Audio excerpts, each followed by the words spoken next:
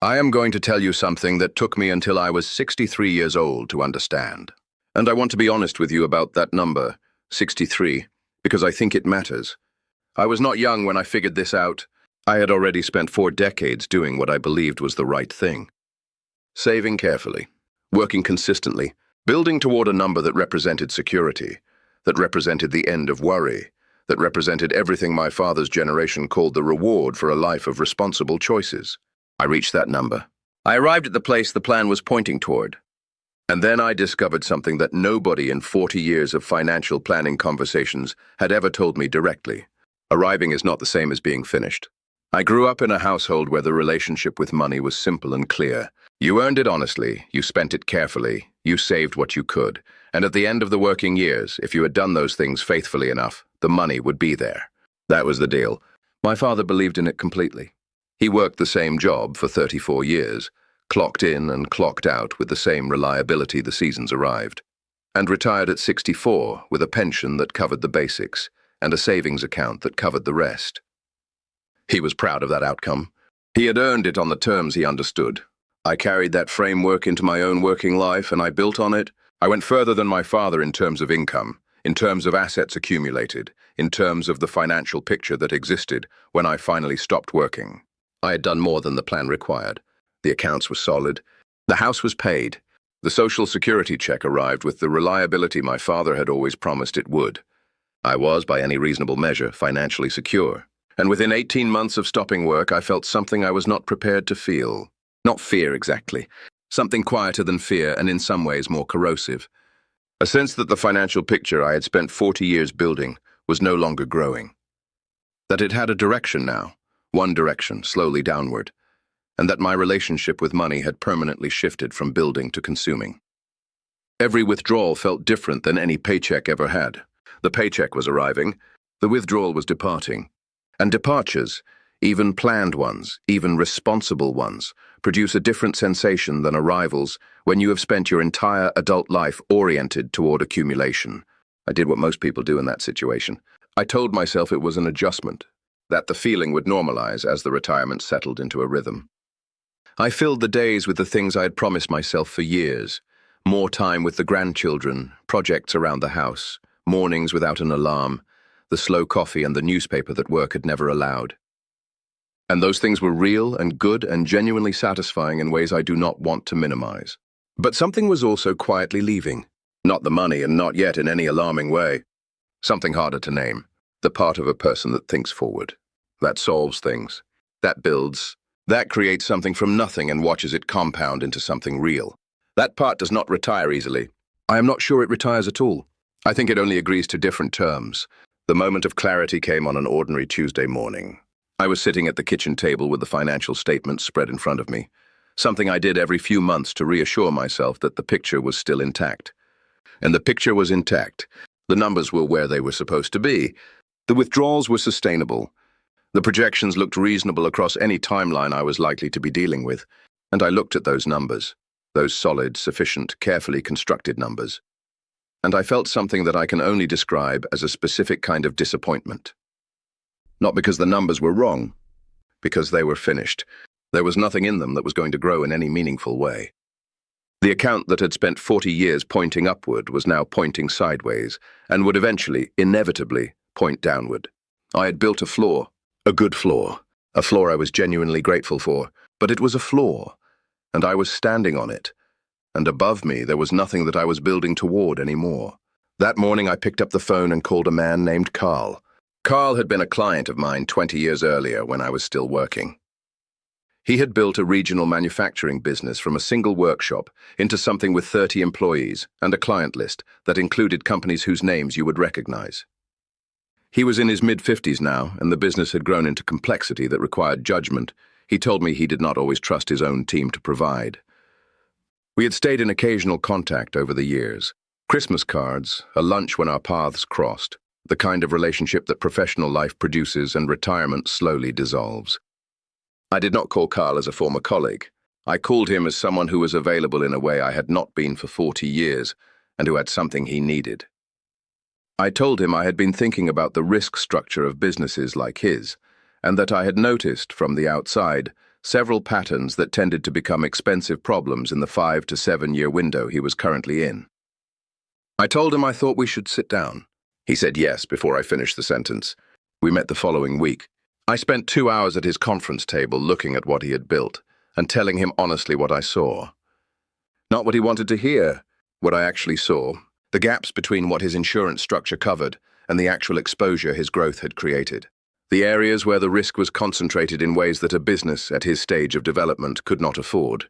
The decisions that seemed reasonable from inside the day-to-day, but that looked different from the perspective of 35 years of watching similar situations develop. At the end of those 2 hours, Carl asked me what I charged. I told him a number that reflected what 35 years of pattern recognition was worth, rather than what an hourly rate for professional services typically produced.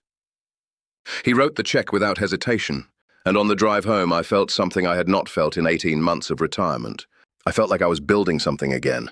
Within 6 months I had 4 clients. Not because I had marketed myself aggressively or built a formal practice or done any of the things that building a business is supposed to require. Because I called people I had known for decades and offered them something specific and real that they genuinely needed and that I was genuinely positioned to provide. The knowledge inside me at 63 was not the residue of a career that had ended. It was an asset. Specific, rare, earned through decades of solving real problems for real people in real situations where the stakes were actual rather than theoretical. Here is what I had not understood before that Tuesday morning at the kitchen table. The most valuable thing I possessed at 63 was not in any of the accounts on those financial statements. It was not the house or the retirement funds or the Social Security income that arrived reliably every month. It was the accumulated knowledge of 35 years of professional experience. The patterns I recognized instantly that took younger people years to learn. The mistakes I had watched businesses make and recover from and sometimes not recover from.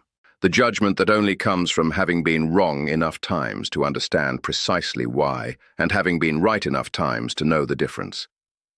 That knowledge had been sitting inside me, entirely unmonetized, since the day I retired. I had treated retirement as the moment when everything I had built, including everything I knew, went into preservation mode. Protected but no longer productive, available to recall but no longer being deployed. I had retired my expertise alongside my alarm clock and my commute, as though they were the same category of thing. They are not the same category of thing. The decision that changed everything was not a financial decision in the technical sense. It was not a choice about which account to draw from or which investment vehicle to use, or how to optimize the tax treatment of a distribution. It was a decision about identity. A decision to stop thinking of myself as someone who had finished building and to start thinking of myself as someone who was building differently, on new terms, at a different pace, with tools that 40 years of experience had given me and that I had been about to let retire untouched. The financial consequences of that decision compounded in ways that the floor I had built could never have compounded on its own. The consulting income in the first year was modest, enough to cover what would otherwise have been withdrawals from the retirement accounts, which meant the retirement accounts stayed intact and continued to grow rather than beginning their gradual descent. That alone was significant, not because the amounts were extraordinary, but because the direction had changed. The accounts were no longer pointing sideways. They were pointing upward again, slightly, quietly, but upward. By the third year, the consulting practice had grown beyond what I had originally imagined.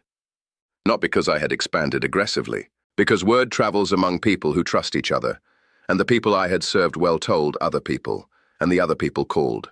I was working 12 to 15 hours a week at most. From home, mostly. From wherever I happened to be, which in several months meant from Portugal, when my wife and I spent 3 weeks traveling in a way that the first retirement had not quite allowed. The income from those hours was not retirement income in the traditional sense. It was new income, surplus, money that arrived on top of the floor rather than from within it. And because it was surplus, I could invest it in ways I could not invest the retirement funds, with a longer time horizon, with more tolerance for volatility, with the orientation of someone building rather than someone preserving.